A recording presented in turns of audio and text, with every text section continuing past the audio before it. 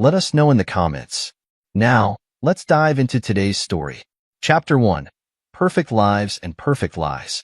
Dominic Foster adjusted his titanium Patek Philippe watch, a subtle reminder of his ascent from South Boston's working-class streets to the pinnacle of Boston's financial elite. The timepiece had cost more than his father's annual salary as a dock worker, yet to Dominic, it represented more than wealth. It was a testament to his unyielding determination. "Mr. Foster," his secretary's voice crackled through the intercom, "Mrs. Foster is on line 1. She's asking about tonight's dinner." Dominic pressed the button. "Put her through." He maintained his focus on the multiple monitors displaying market trends while reaching for the phone. "Dom, darling."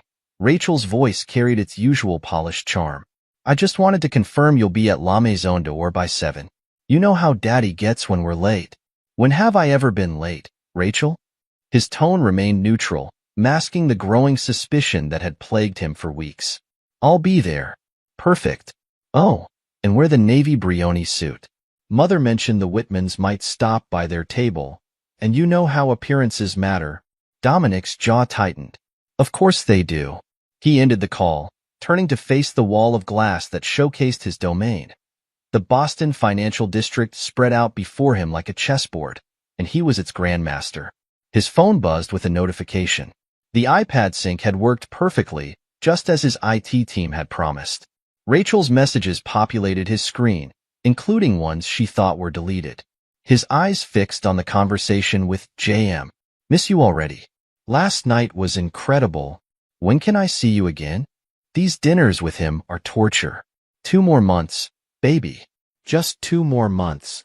Dominic's fingers drummed against his mahogany desk, a habit from his youth when he'd count the hours until his construction shift ended. He pulled up another window, the private investigator's preliminary report on James Morrison. Yale Law, 3rd-generation wealth, partner track at his father's firm. The perfect match for Rachel's carefully curated image.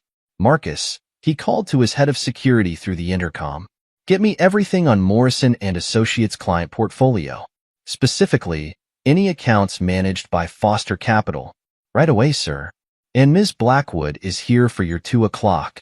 Mara Blackwood entered his office with the confident stride of someone who'd spent years in federal law enforcement before turning to private sector work.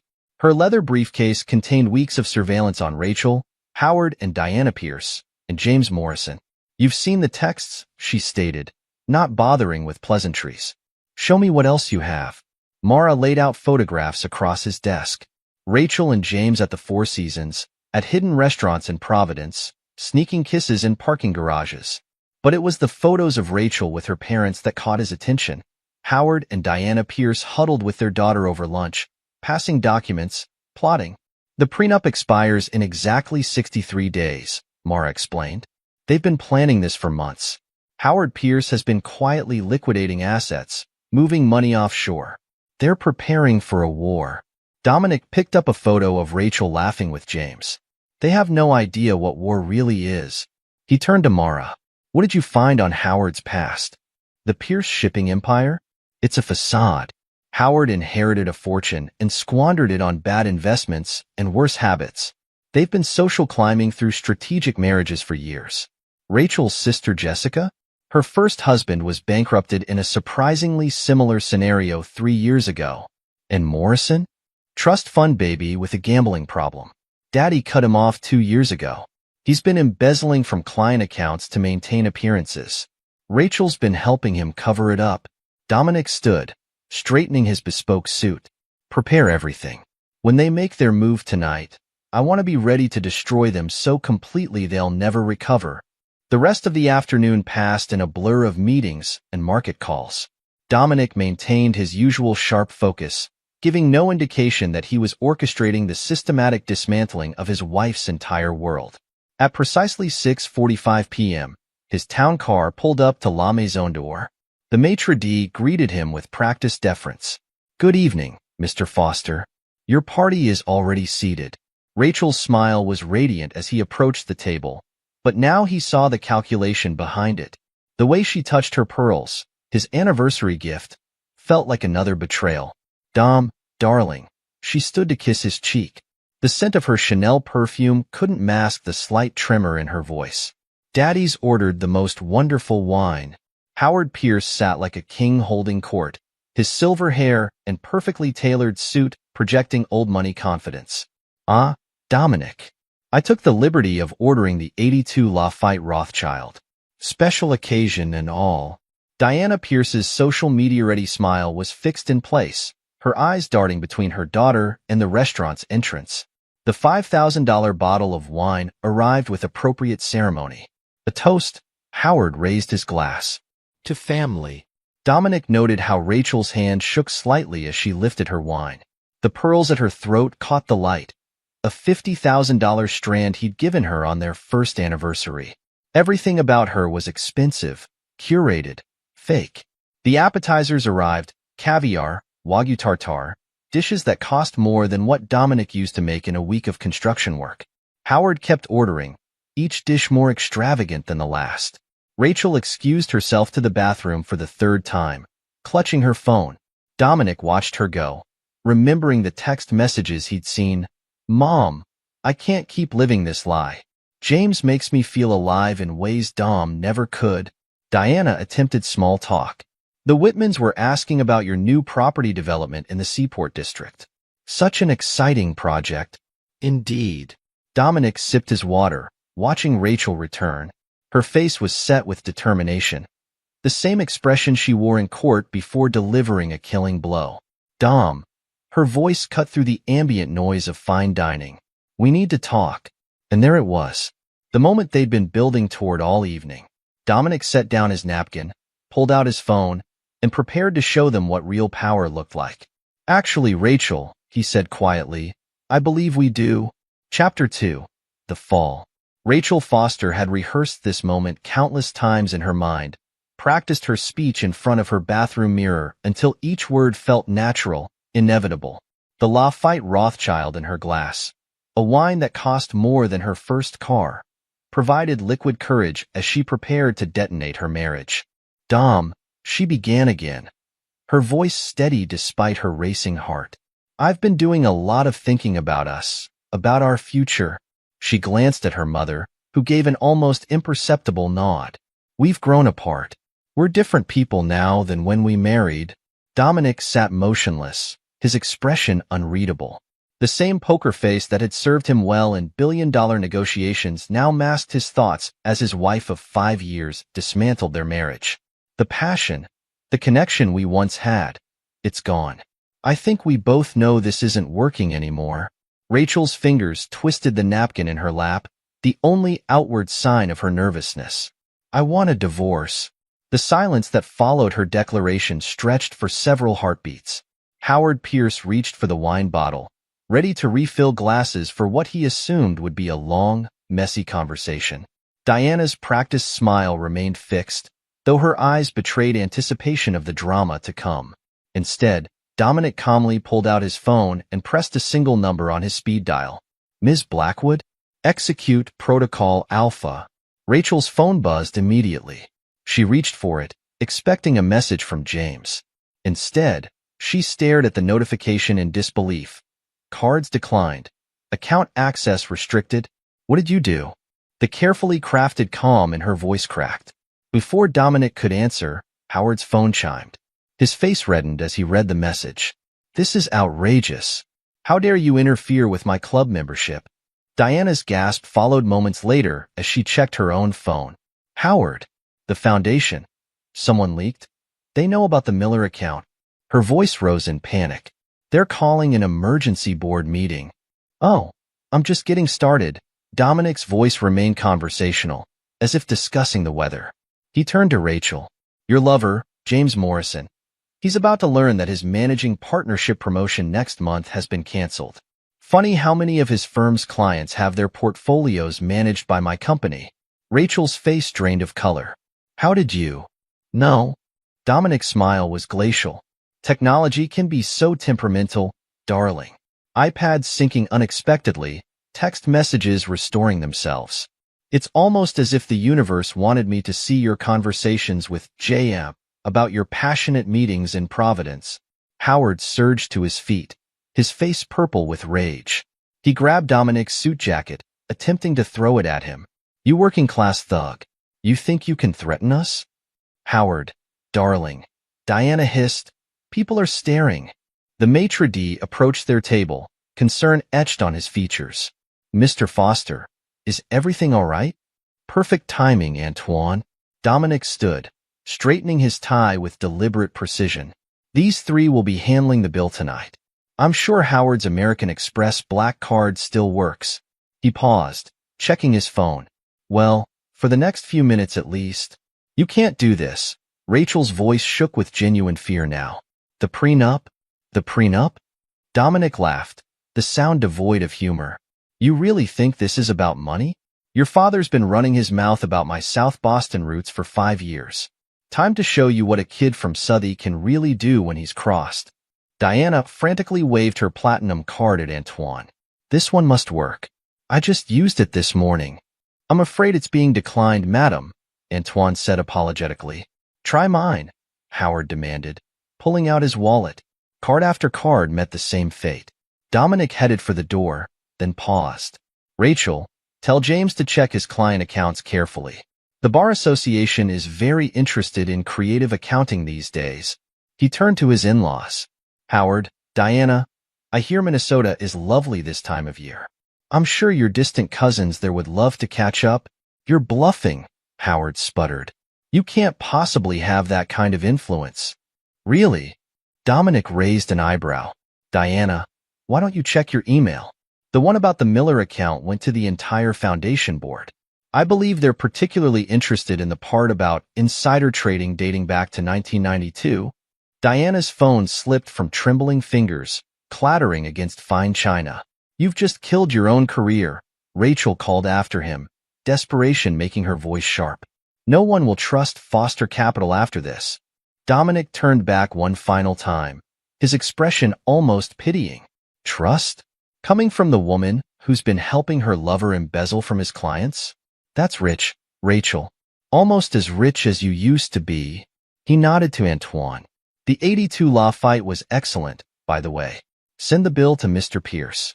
I'm sure he can sell another painting to cover it. The last thing Dominic heard as he walked out was Diana's shrill voice. Howard, do something. All our cards are declining. Outside, Mara Blackwood waited by his car. Phase 1 is complete. Morrison's firm just received an anonymous tip about his creative accounting. The Bar Association has been notified. Good. Dominic straightened his cuffs. Now, show me what else you found on the Pierce family's past marriages. I want to know every scheme, con, calculated match they've engineered. You're going to destroy them completely, aren't you? Dominic's smile was that of a predator. No, Mara. Destruction implies chaos. What I'm going to do is much worse. I'm going to dismantle their world with the same precision they used to plan my humiliation. By the time I'm done, the name Pierce will be toxic in Boston society. His phone buzzed. A message from James Morrison, full of bluster and threats. Dominic forwarded it to his legal team with 2 words. Begin now. The town car pulled away from La Maison d'Or, leaving behind the wreckage of Rachel's carefully planned drama. In the back seat, Dominic finally allowed himself a sip of water, his mind already mapping out the next phase of his retaliation. Take me to the office, he instructed his driver. We're going to have a busy night. Chapter 3, Foundations. The Boston skyline glittered through the massive windows of Dominic Foster's penthouse office, a view he'd earned through years of calculated risks and ruthless determination. The space functioned as his war room now, with Mara Blackwood methodically laying out evidence across his conference table. The affair began 9 months ago, Mara reported, sliding surveillance photos across the polished surface. The images showed Rachel and James Morrison entering various hotels, sharing intimate moments they thought were private. But the Pierce's scheme was in motion before that. Dominic studied a particular photo, Rachel and James at a Providence hotel, her head thrown back in laughter. The timestamp showed it was taken the day after their 5th anniversary. Show me everything on the Pierce family history. Mara pulled up files on 3 tablets. Howard Pierce inherited Pierce shipping from his father in 1985. Within a decade, he'd run it into the ground through mismanagement and expensive tastes. Since then, They've survived through a combination of strategic marriages and social manipulation. She displayed another set of photos, Howard and Diana Pierce with their previous son-in-law, Thomas Kane, at La Maison d'Or 3 years before Rachel met Dominic. Kane was married to Rachel's sister Jessica. Similar pattern. They waited for the prenup to expire, engineered a divorce, then Kane mysteriously lost everything in a market crash. And Jessica's current husband? Mark Davidson. His family's tech company is going public next year. The Pierces are already positioning for a similar takedown once the IPO makes him a billionaire. Dominic absorbed the information, his mind calculating angles and vulnerabilities. Morrison's background? Trust fund kid playing lawyer. Father cut him off 2 years ago. Gambling debts in Macau reached 8 figures. He's been embezzling from client accounts to maintain appearances. Rachel's been helping him hide it, using her expertise in financial law. Perfect. Dominic pulled up his laptop. Time to apply pressure. How much does Morrison owe to his bookies? About $3 million, spread across 5 operations. Buy the debts. All of them. I want him to feel the noose tightening. Dominic's fingers flew across the keyboard. Then leak proof of his embezzlement to every partner at his firm except his father. Let them stew on that overnight. Mara studied him with professional admiration. You've been preparing for something like this, haven't you? I grew up in Southie. You learned to spot predators early. He gestured to the files. The Pierces, Morrison, they're just expensive versions of the same sharks I grew up avoiding. Only difference is they hide behind table manners and trust funds. His phone buzzed, Rachel attempting to access their joint accounts. Each denial notification gave him a small measure of satisfaction.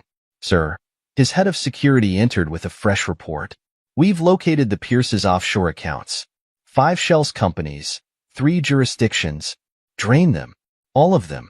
Route the money through our Singapore office, then dissolve it into charitable trusts. Make sure the paper trail leads back to Howard's old insider trading schemes. Mara whistled softly. That's ruthless, even for you. They thought I was new money. Dominic typed out a series of commands. Time to show them what that really means. In Southie, you don't just beat your enemies. You make sure they never recover. His office phone lit up, Howard Pierce attempting to reach him. Dominic let it ring. What's our timeline looking like? He asked Mara. She consulted her tablet. Morrison's firm will discover the embezzlement evidence by morning. The Pierce's social circle is already buzzing about Diana's insider trading scandal. Rachel's law firm received an anonymous tip about her involvement in Morrison's schemes an hour ago. And the offshore accounts? Being drained as we speak. By morning, the Pierces will be running on fumes. Dominic nodded, pulling up another screen. Now for the finishing touch. Send these documents to every country club board member in New England. He displayed files showing Howard Pierce's creative accounting over the years. Let's see how they handle becoming social pariahs. His phone buzzed again. A text from Rachel. Please, we need to talk. This isn't what you think. Sir. Marcus entered with another report. Mrs. Foster is attempting to access the Providence apartment. Is everything in place there? Yes, sir. The family of one of Morrison's gambling victims has been comfortably relocated into the unit, courtesy of your generous housing assistance program.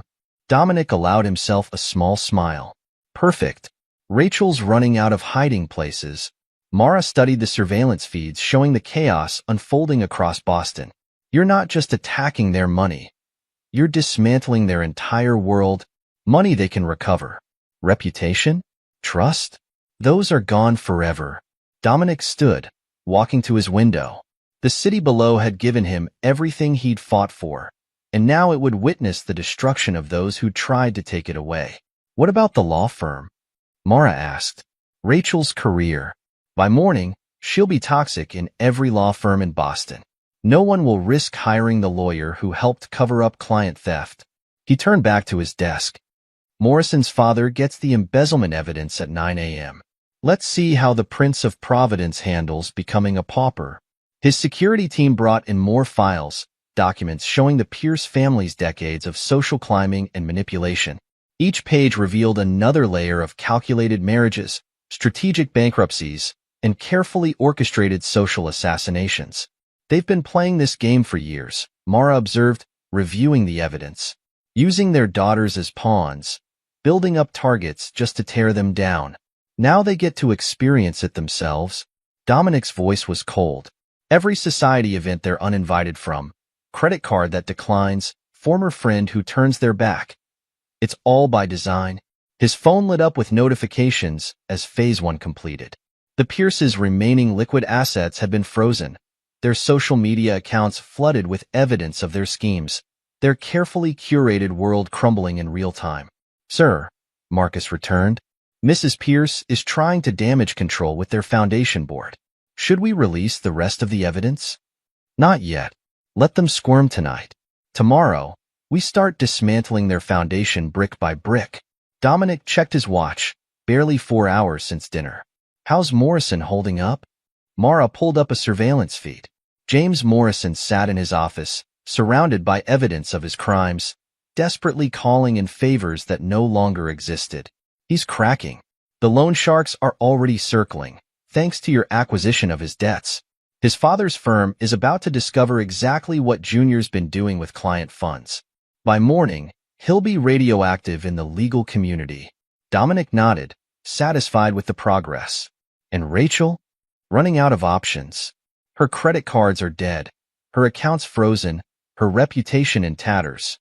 The only plays she has left are the ones we've anticipated." The night deepened as Dominic and his team continued their work, systematically destroying the foundations of privilege and power the Pierces had built their lives upon. Each move was calculated, each strike precise, the culmination of a plan born the moment he discovered their betrayal. "You know they'll try to fight back," Mara warned as she prepared to leave. "Let them try." Dominic's expression hardened. "They thought I was just another social climber they could use and discard. Instead, they handed me everything I need to destroy them completely." He dismissed his team for the night, remaining alone in his office. The evidence of his retaliation surrounded him: financial records, surveillance photos, social media feeds showing the first tremors of the earthquake he'd initiated. Tomorrow, Boston's elite would wake to find the Pierce family's carefully constructed facade in ruins. Rachel would discover her betrayal had cost her everything: career, reputation, future. James Morrison would learn the price of stealing from Dominic Foster's world. But tonight, Dominic sat in his office, the city lights below reminding him of his journey from the streets of South Boston to the pinnacle of power. He'd fought for everything he had, earned every dollar, connection, ounce of respect. The Pierces had tried to take it all away, thinking him an easy mark. Instead, they'd awakened something they didn't understand: the ruthless determination that had lifted him from poverty, the cold calculation that had made him a financial titan. His phone buzzed one final time. Rachel again. He ignored it, focusing instead on the documents that would complete their destruction. The war they'd started was already over. They just didn't know it yet. Act 1 ended not with confrontation, but with quiet devastation, as Dominic Foster orchestrated the complete dismantling of his enemy's world. The facade had crumbled, revealing the truth beneath the polished surface of Boston's elite society. And in his penthouse office, Dominic Foster prepared for the next phase of his retribution, knowing that the real damage was yet to come. Chapter 4: Counterstrike. Rachel Pierce Foster gripped her coffee cup in her new office at Morrison & Associates, scanning the Boston Globe's business section with growing satisfaction. The headline stared back at her: Foster Capital under SEC investigation. She allowed herself a small moment of triumph, a flicker of hope that they might regain control of this war. Her office, while not the corner suite she'd enjoyed at her previous firm, served as a sanctuary after Dominic's ruthless display at La Maison d'Or. The mahogany desk belonged to the firm's history, not her own wealth, a point that stung more than she cared to admit. James Morrison strode in, his Italian loafers silent on the carpeted floor. He loosened his Hermes tie, a habit that once charmed her but now hinted at the pressure they both felt. "Have you seen the market's reaction? Foster Capital's clients are getting nervous." "Good." Rachel set down her coffee. "It's about time Dominic learned he's not untouchable." The anonymous tip to the SE was brilliant. James perched on her desk, his confidence masking the desperation in his eyes. Your ex-husband isn't the only one who knows how to play hardball. Rachel's phone buzzed, another blocked account notification. She'd been reduced to using the firm's credit card for even basic expenses, a humiliation that fueled her resolve. We need this to work, James. He's frozen everything. It will. James squeezed her shoulder. The SEC investigation will force him to back off. Once his clients start pulling their fund. The office door burst open. Their junior associate, Timothy, rushed in clutching his tablet. Turn on CNBC. Now. Rachel grabbed the remote, switching on the wall-mounted screen. Her blood ran cold as she watched Dominic Foster, impeccably dressed in a charcoal Brioni suit, stepping out of Foster Capital's headquarters with a team of SEC investigators. The allegations against Foster Capital have been thoroughly reviewed, the lead investigator announced to the press. We've found no evidence of market manipulation or irregular trading patterns. In fact, Mr. Foster's documentation and transparency have been exemplary. The camera zoomed in on Dominic's face. He wasn't just composed, he was amused. Foster Capital has always maintained the highest standards of compliance, he addressed the reporters. Though I must thank whoever sent the tip. It's given us a chance to demonstrate exactly how clean our operations are. James's face drained of color as Dominic continued. Interestingly, our tech team traced the anonymous tip to an IP address registered to Morrison & Associates. We've provided those details to the SEC for their investigation into potential market manipulation through false allegations. Rachel's phone rang. The managing partners wanted to see her and James immediately. Before they could move, both their phones chimed with news alerts. No, James whispered, staring at his screen. This isn't possible. Rachel leaned over to look. Federal agents were photographed entering James's apartment building. Another alert. His offshore accounts had been frozen pending investigation into client fund misappropriation. He's not attacking Foster Capital, Rachel realized, horror dawning. He's been 10 steps ahead this whole time. Her phone buzzed one final time. A text from an unknown number. Your boyfriend's got problems. Shame about those client accounts he drained. I wonder how many of his colleagues knew you were helping him cook the books? James's phone exploded with messages, loan sharks he'd borrowed from, all suddenly aware of his debts and all demanding immediate payment. The careful house of cards they'd built was collapsing in real time. Rachel? James's voice cracked. What do we do? Before she could answer, Timothy rushed back in. The managing partners want everyone in the conference room. They've received documents about the client accounts. Rachel watched James's face crumple. In that moment, she understood what they'd truly awakened with their failed attack on Dominic. This wasn't just revenge. This was total warfare. He's not going to stop, she whispered, more to herself than to James. This is just the beginning. The sleek law office, which had felt like a safe harbor that morning, now seemed to close in around them. Outside, reporters were already gathering, tipped off about the federal investigation into Morrison & Associates. James loosened his tie further, nearly ripping it off. Maybe we can explain the accounts. Create a paper trail. There's already a paper trail. Rachel cut him off. Don't you see? Dominic didn't just find our evidence. He's had it all along. He waited for us to make a move against him. Her computer chimed with an email notification. The firm's managing partners had called an emergency meeting, without James. Another message followed.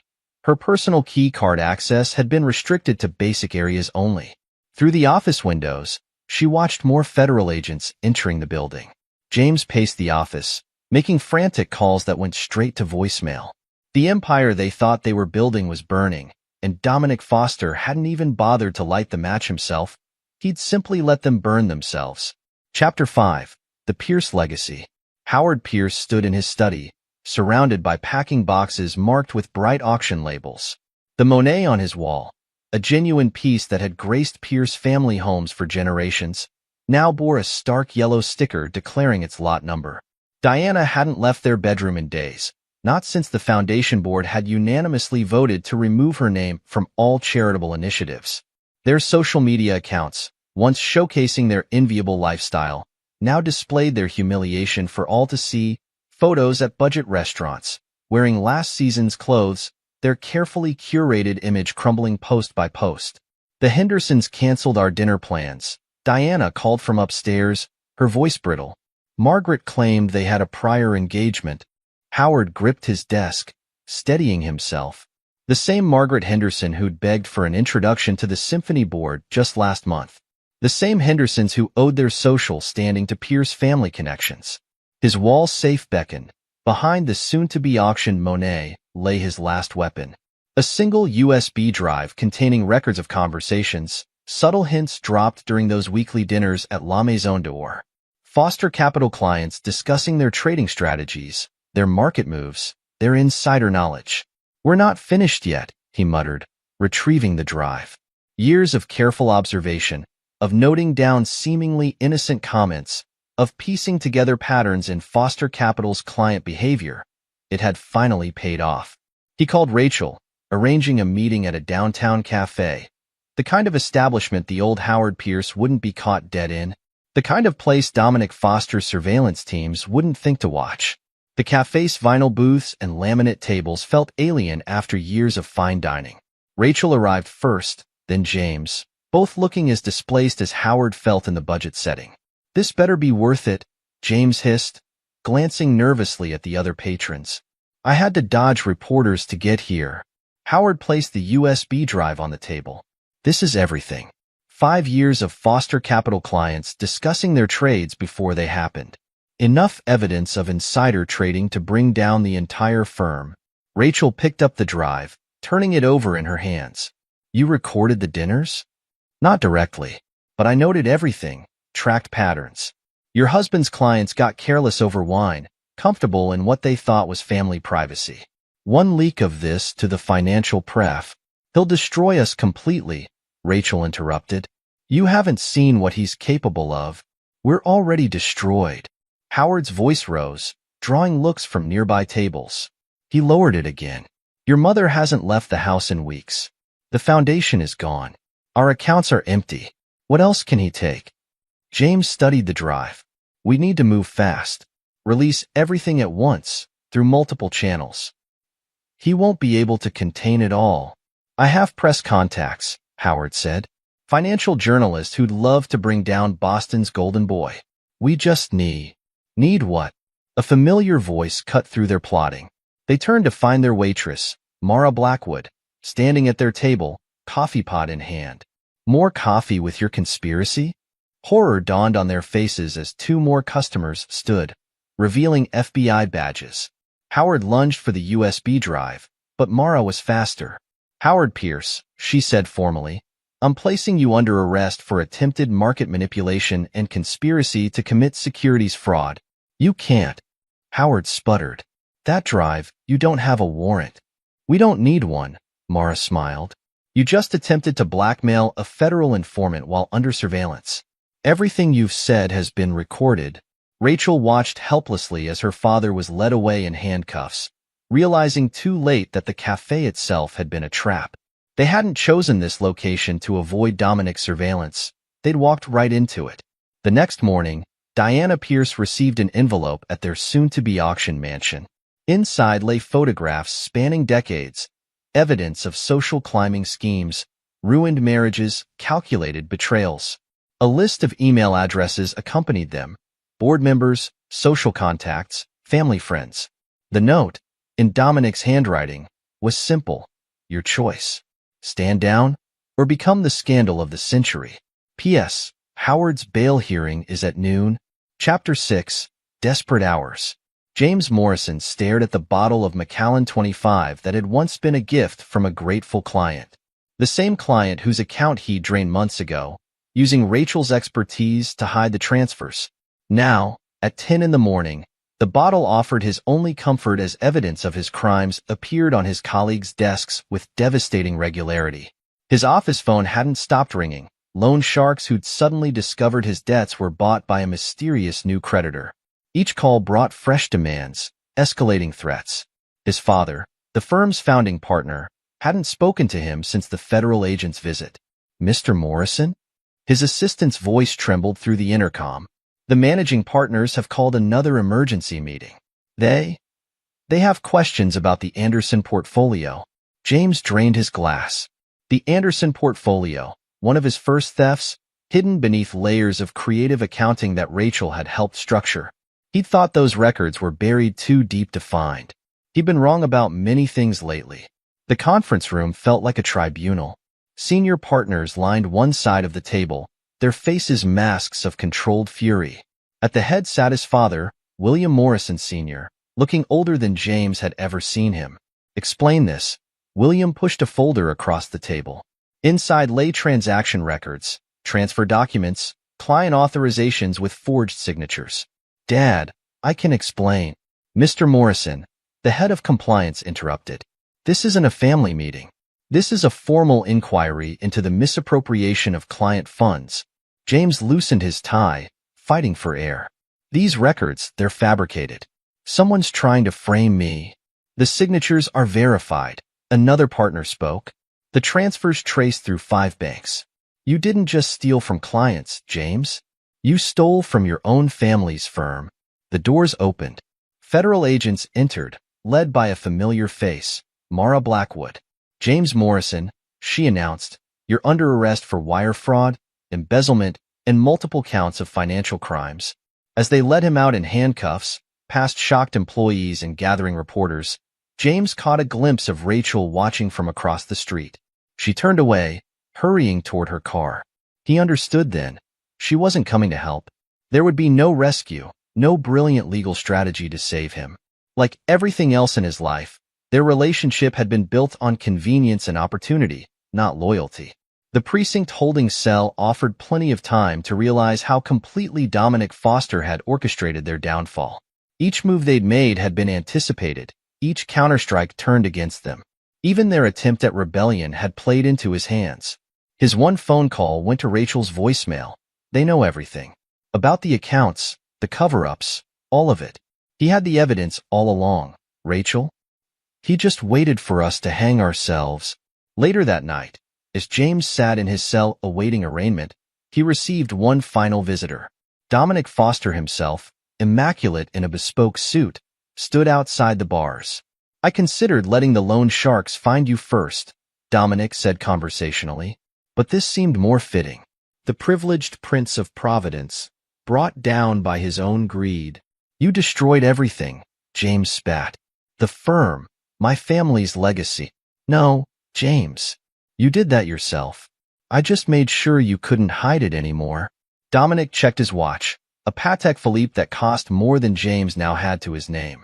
"Your father's firm will survive, by the way. Under new management, of course. Foster Capital is always looking to expand its legal department." As Dominic turned to leave, James called after him, "What about Rachel? You've taken everything else. What are you planning for her?" "Rachel?" Dominic paused.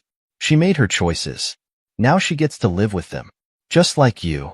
The cell door clanged shut with finality, leaving James Morrison, once the golden boy of Boston's legal elite, to contemplate how thoroughly Dominic Foster had fulfilled his promise of destruction. The game they'd thought they were playing had been rigged from the start, and only now did they understand who the real master player was. Chapter 7. Breaking Point. James Morrison's hand trembled as he poured his third glass of scotch, the crystal decanter clinking against the rim. His office at Morrison & Associates, once his sanctuary of privilege, now felt like an elaborate trap closing in around him. The morning sun highlighted dust on his law degree from Yale, a reminder of better days. His phone buzzed again. Another message from the managing partners demanding explanations for client account discrepancies. He ignored it, just like he'd ignored the previous 6 calls. The scotch burned his throat, doing little to calm his fraying nerves. "Mr. Morrison," his assistant's voice cracked through the intercom. "The partners are insisting. Tell them I'm reviewing the documentation," he snapped, his composure slipping. A new text message lit up his screen. "We need to talk. Now." Rachel. The small cafe across town where Rachel waited was a far cry from their usual haunts. No sommelier, no valet parking, not even table service. She sat in a corner booth, a paper coffee cup clutched between manicured hands that now bore naked fingers, her expensive rings presumably pawned or frozen in accounts she could no longer access. "You look terrible," James said, sliding into the booth. 3 months of Dominic's revenge will do that to you. Rachel's designer outfit had been replaced by department store clothes, her perfectly maintained hair showing streaks of gray. The past months had aged her a decade. James ordered coffee, his hands shaking slightly as he reached for the sugar packet. The managing partners are asking questions about the Anderson account. They found something. They found everything, Rachel corrected him. My parents, they're done. Daddy's having a nervous breakdown. Mother hasn't left her room in weeks. Whatever money they had hidden away, Dominic found it all. We can still fix this. James leaned forward, desperation edging his voice. I have one last plan. If we can just... No. Rachel cut him off sharply. You don't understand. Dominic, he's not just destroying us. He's replacing us. Everything we had. Everything we were. He's building something new on top of it. She pulled out her phone, showing James the latest news. Foster Capital had launched a major initiative to revitalize South Boston, including scholarship programs and small business loans. The Pierce Foundation's former donors were flocking to support it. We were so stupid, Rachel whispered, her voice breaking. We thought we were using him, but he was studying us the whole time, learning how our world worked so he could tear it down. James loosened his tie, feeling the noose of consequences tightening. His phone rang again, the managing partner's number flashing urgently. As he stood to leave, Rachel grabbed his arm, her fingers digging into his sleeve. There's more, she said, her voice barely audible. I'm pregnant. James fell back into his seat, the color draining from his face. Is it? It's Dominic's. The timing. There's no question. Before James could respond, his phone erupted with notifications. The managing partners weren't just calling anymore. They were coming to his office. With federal agents. Rachel, I have to go. We'll figure this out. There's nothing to figure out, she said, staring into her coffee. Dominic's won. He hasn't just beaten us, he's erased us. James threw money on the table, rushing toward the door. He paused, looking back at Rachel, the woman he'd risked everything for, now sitting alone in a cheap cafe, broken by the same ambition that had drawn them together. I'll call you, he promised, knowing he probably wouldn't get the chance. Outside, his driver was gone. Another luxury stripped away. He hailed a cab, rehearsing explanations for the partners, excuses for the missing funds, lies to cover lies. But as the cab fought through Boston traffic, James Morrison finally understood what Dominic Foster had known all along. Their game of social climbing and manipulation had been amateur hour compared to the destruction a truly ruthless man could unleash. His phone chimed one final time, a message from Dominic himself. Check the news, James. Your father just learned about the offshore accounts. Chapter 8. The Final Moves. The surveillance photos spread across Mara Blackwood's tablet told the story of James Morrison's downfall in crisp, high-resolution detail. The first showed him entering his father's firm that morning, still clutching his briefcase like a shield. The next captured him being escorted out by security, that same briefcase now held by federal agents. From her vantage point across the street, Rachel watched the scene unfold.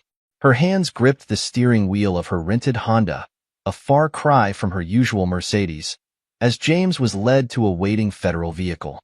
Target is in custody, Mara's voice crackled through her earpiece. Moving to Phase 2.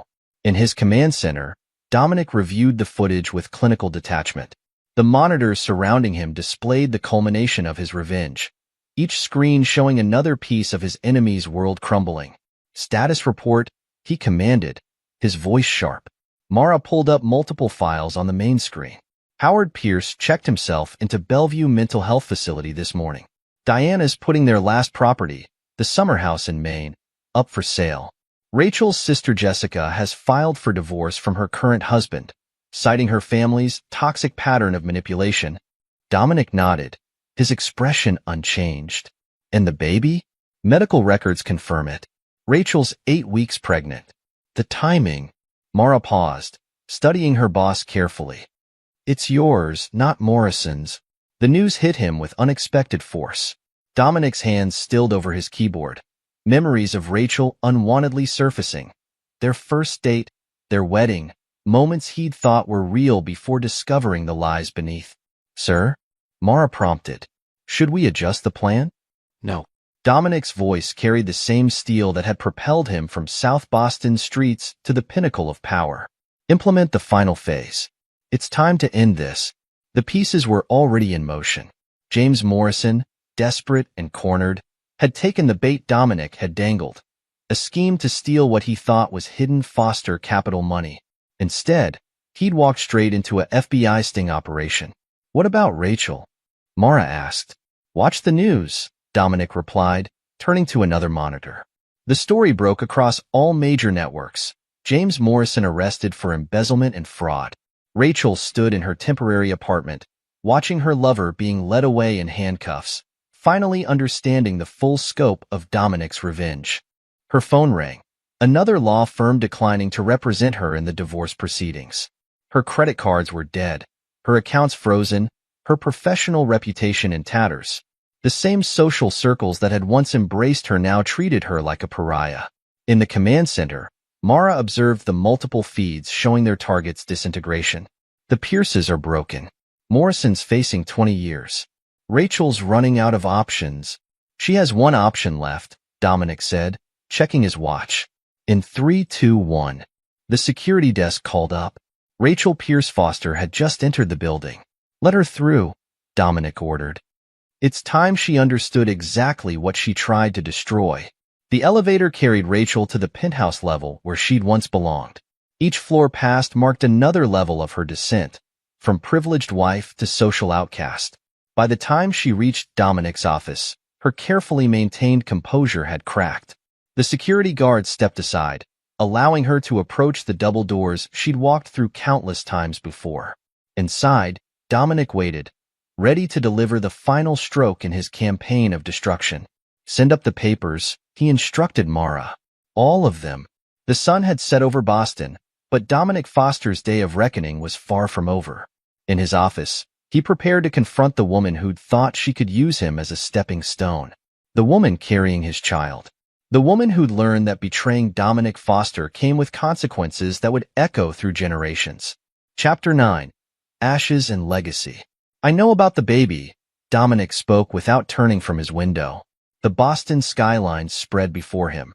A kingdom he'd built from nothing, defended with ruthless determination, and would now reshape in his image.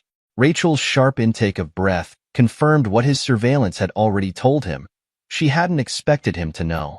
Her reflection in the glass showed a woman stripped of pretense, of social armor, of the careful facade she'd maintained throughout their marriage. How long have you known? Her voice trembled. About everything? Long enough. He turned finally, facing her directly. His tailored suit and commanding presence contrasted sharply with her diminished appearance. Your parents are broke. James is facing 20 years. Your sister's starting over. The society you were so desperate to climb? They've all aligned with me now. What do you want? Rachel's whisper carried the weight of defeat. Dominic moved to his desk, retrieving a thick folder. Nothing. Not anymore. He held out the documents. Inside you'll find divorce papers, a modest settlement, and documents for a trust fund for the child. Enough to live comfortably, not enough to ever play social games again. There's also a one-way ticket to Seattle and a lease on a small house there. Rachel stared at the folder, incomprehension crossing her features. You're letting me go? No, Rachel. I'm setting myself free. Dominic's voice carried no emotion. The trust fund has conditions. Our child will know their father, but they'll learn the value of work, of loyalty, of building something real. They'll understand that actions have consequences. Tears streamed down Rachel's face as the full weight of her choices crashed down. I'm sorry, she whispered. I know. That's why you get the house and the trust fund. James gets prison. Your parents get nothing. He returned to his window, dismissing her presence. The car waiting outside will take you to the airport. Your flight leaves in 3 hours. Rachel clutched the folder to her chest, years of social conditioning warring with her new reality. Our child will have everything they need, nothing they haven't earned. Dominic's tone brooked no argument. The trust opens on their 18th birthday, provided they've maintained good grades and worked part-time jobs. They'll understand the value of what they have because they'll have earned it, just like I did. And us? There is no us, Rachel. There never really was. You saw a stepping stone, a path to power. I saw. He paused, allowing himself one moment of honesty, a lie wrapped in Chanel and social ambition. The intercom buzzed. Her car had arrived. Rachel moved toward the door, then stopped. You really are ruthless, aren't you? The man from Southie who became a king. No, Dominic corrected her. I'm a man who believes in consequences. Your parents played games with people's lives. You and James stole and manipulated. I simply ensured you all reaped what you sowed. 1 month later, Dominic stood in his expanded office, now occupying the entire top floor. The Pierce mansion had been converted into a community center, its grand ballrooms now hosting job training programs and adult education classes.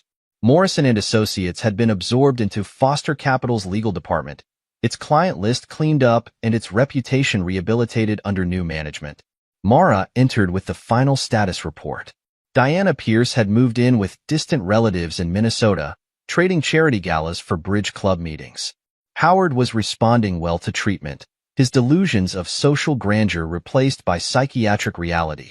James Morrison had accepted a plea deal, facing 15 years instead of 30. And Rachel was settling into her new life in Seattle, attending parenting classes and, for the first time in her life, working a regular job. The trust fund provided enough for comfort, not luxury. His sources reported she was adapting, slowly learning to live without the social games that had defined her existence. Was it worth it? Mara asked, watching Dominic review the latest sonogram of his unborn child. His eyes moved to the framed photo on his wall. Himself at 18, working construction, covered in dirt but smiling.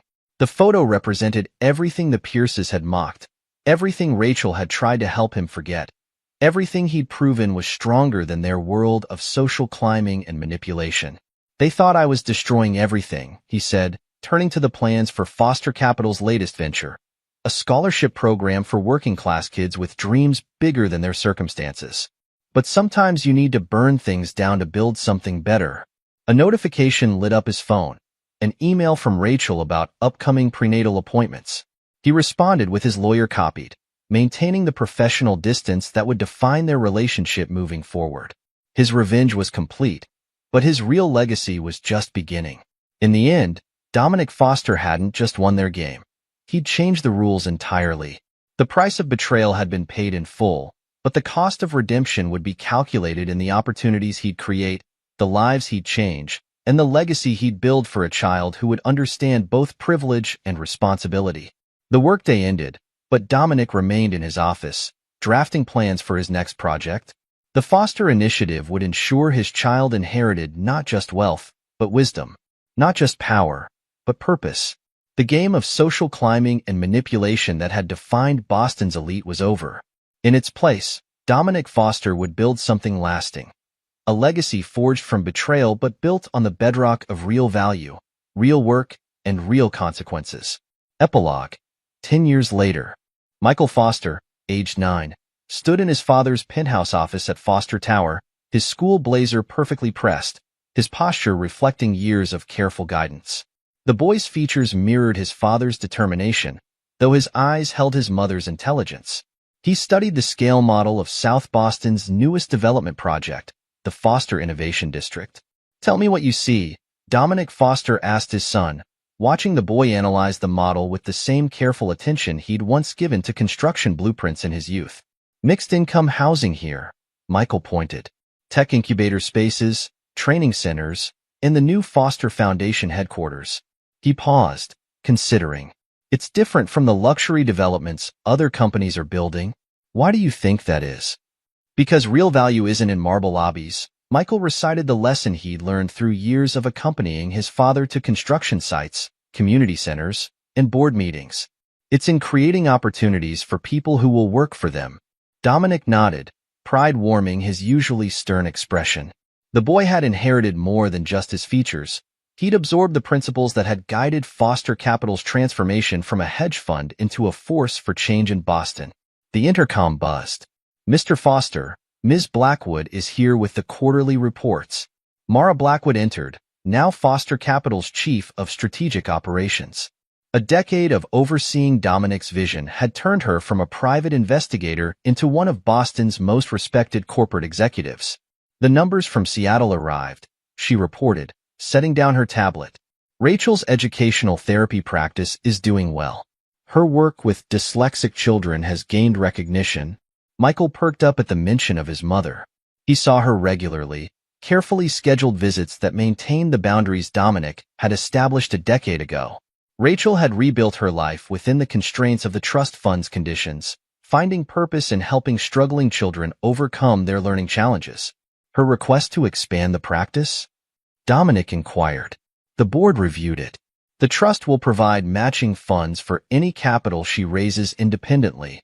Mara pulled up the details. She's already secured private backing for 60%. Dominic's expression remained neutral, but approval flickered in his eyes. Rachel had learned the value of earning her way, of building something real. Their relationship remained strictly professional, focused solely on Michael's well-being, but she'd proven capable of growth. What about the Pierces? Dominic asked, though he already knew the answer. He maintained surveillance on all potential threats to his son's future. Diana passed away last month in Minnesota. Small funeral, local affairs only. Mara scrolled through her reports. Howard remains in assisted living. His doctors report his delusions about social status have finally subsided. Jessica's doing well with her bookstore in Vermont, completely removed from the family's old lifestyle. The Pierce family's fall had become a cautionary tale in Boston society. Their mansion, now the Foster Community Center, served as a daily reminder of the consequences of betrayal. The Pierce name, once synonymous with old money and social power, had faded into obscurity. And Morrison? 5 more years of his sentence. He's teaching basic business classes to other inmates. Mara's tone carried a hint of irony. Apparently he's popular with the white-collar criminals. Michael listened carefully, though his father had never hidden the truth about the past. He knew the story of betrayal and consequences that had shaped his life. Dominic believed in hard truths and earned wisdom. Your mother's waiting downstairs, Dominic told his son. Don't forget your report card. Michael retrieved the envelope from his backpack.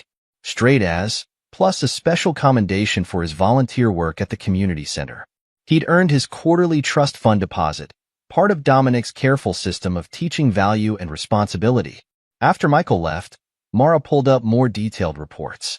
The Foster Foundation's impact metrics are exceptional. The scholarship program has sent 312 South Boston kids to college. The job training initiatives show 90% employment rates. And the old guard? The transition's complete. The families that once looked down on new money now court Foster Capital's favor. But she smiled slightly. They do it through legitimate business proposals and community initiatives, not social climbing. Dominic moved to his window. The view had changed over the decade. Foster Capital's influence had reshaped Boston's skyline and its social structure. The power games that once defined the city's elite had been replaced by a new paradigm, one built on measurable value and social impact. The Anderson Group is requesting another meeting, Mara continued. They've revised their development proposal to include affordable housing and job training components. They're learning, Dominic noted. The same developers who once built luxury towers now competed to demonstrate social responsibility.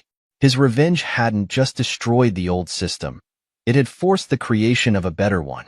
A notification lit up his phone, Michael's school photo, sent by Rachel with a brief update about his recent academic achievements. Their communication remained focused and professional, a testament to how completely the past had been sealed away. The 10-year audit of the Foster Trust is complete, Mara reported. All conditions maintained, all benchmarks met. Rachel's compliance has been total. Dominic nodded, unsurprised. Rachel had understood the choice he'd given her a decade ago. Adapt and build something real, or lose access to their son entirely. She'd chosen wisely, transforming herself from a social climber into someone of genuine value. The afternoon sun highlighted the changes in Dominic's appearance, touches of gray at his temples, lines of authority rather than age marking his face. A decade of rebuilding had cost him his youth but cemented his legacy. The new board members are waiting in the conference room, Mara reminded him. They're eager to discuss the Innovation District funding. Make them wait another 10 minutes, Dominic instructed. Let them understand that real power doesn't rush to impress. He reviewed the photos on his desk, Michael's progression from infant to conscious young man, each image showing the careful balance of privilege and responsibility that defined his upbringing. The boy would inherit wealth and influence, but he'd understand their true cost and purpose. Later that evening, Dominic visited the Foster Community Center, the former Pierce mansion transformed into a hub of opportunity. The grand ballroom where he'd once endured Howard's condescension now hosted coding classes for neighborhood kids. Diana's precious social spaces had become career counseling offices.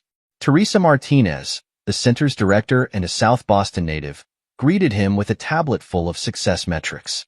The new robotics program is at capacity. We've got kids from the neighborhood teaching themselves programming after hours. Double the capacity, Dominic decided. Use the East Wing space. He walked the halls, noting the photos of program graduates, kids from his old neighborhood wearing caps and gowns, holding technical certificates, standing in front of their new businesses. This was real power. Not the ability to destroy, but the choice to build. His phone buzzed, a message from Michael. Mom says thank you for approving the practice expansion. She's helping kids like she couldn't help herself. The simple text revealed volumes about his son's emotional intelligence and Rachel's growth. The boy understood the complexities of his parents' relationship without being burdened by them. Back in his office, Dominic reviewed the latest draft of his legacy document, instructions for Michael about carrying forward the Foster vision. The boy would inherit billions, but more importantly, he'd inherit a purpose. The Morrison and Associates integration is finally complete, Mara reported, bringing in the final files. The law firm that had once harbored James Morrison's crimes now served as Foster Capital's legal arm, its reputation rehabilitated through years of ethical practice. And the last of the Pierce assets? The main property sold last week. Howard's care is fully funded. The rest has been transferred to the Foundation's scholarship fund. Mara paused. It's done, Dominic. The old world is gone. He nodded, satisfaction in his expression. The revenge he'd orchestrated had evolved into something greater, a complete reconstruction of Boston's power structure. The social climbing, the manipulation, the carefully orchestrated marriages that had defined the Pierce era had been replaced by measurable impact and earned success. A notification reminded him of tomorrow's schedule, breakfast with Michael, quarterly board meetings, and a visit to South Boston High School to meet with scholarship candidates. His son would accompany him, learning how real leaders balanced power with responsibility. The day ended as it always did, with Dominic reviewing reports, planning moves, ensuring the empire he'd built remained true to its foundations. The photo of himself at 18, covered in construction dust, still held pride of place on his wall. Next to it hung Michael's first pay stub from his weekend job at the community center, proof that the next generation would understand the value of work. Rachel's latest email contained Michael's summer plans, coding camp, volunteer work, and scheduled time with both parents. She learned to navigate their complex situation with grace, focusing on their son's development rather than past grievances. The Pierce legacy lived on only in cautionary whispers among Boston's elite. Howard, in his lucid moments, watched news of Foster Capital's success from his assisted living facility. Diana had died believing her family's fall was a terrible mistake rather than the consequence of their own actions. Jessica, the only Pierce to truly break free, had found contentment in her small Vermont bookstore, teaching her children the value of honest work. James Morrison's prison sentence had become a Harvard Business School case study in white-collar crime and consequences. His cautionary tale was required reading at the Foster Foundation's ethics seminars. As night settled over Boston, Dominic Foster stood in his office, surveying the city he'd reshaped. The Foster Innovation District would rise soon, another step in the transformation of his hometown. Michael would watch it build, understanding that real power wasn't inherited or married into. It was created through vision and determination. The boy's last text of the day popped up. Finished my shift at the center. Teresa says the coding kids want to show you their projects tomorrow. Dominic smiled slightly. His son was learning the most important lesson, that true legacy wasn't in the buildings with their name, but in the lives they changed. The Foster empire would endure not through force or fear, but through the positive impact it created. The revenge that had driven him a decade ago had evolved into something far more powerful, a complete redefinition of success and influence. The social games that once consumed Boston's elite had been replaced by a new standard, one that measured worth through impact rather than appearance. Michael would inherit this new world, understanding both its opportunities and obligations. The trust fund conditions that had shaped his childhood would evolve into self-imposed standards of excellence and responsibility. Rachel's transformation from social climber to dedicated therapist proved that change was possible for those who accepted its price. Her practice in Seattle helped children overcome the same barriers to success that had once derailed her own potential. The Foster legacy, built from the ashes of betrayal, had become a blueprint for meaningful power. The boy who left South Boston with calloused hands and unwavering determination had created something even his enemies had to admire. A system where value wasn't inherited but earned, where influence served purpose beyond pride. Tomorrow would bring new challenges, new opportunities to strengthen this foundation. But tonight, Dominic Foster allowed himself a moment of satisfaction. The game of social climbing and manipulation that had nearly destroyed him had been transformed into a force for genuine change. The price of betrayal had been paid in full. The cost of redemption had been calculated and met. And in the end, the true victory wasn't in destroying the old world, but in building something better from its ruins. This is where our story comes to an end. Share your thoughts in the comments section. Thanks for your time. If you enjoy this story, please subscribe to this channel. Click on the video you see on the screen, and I will see you there.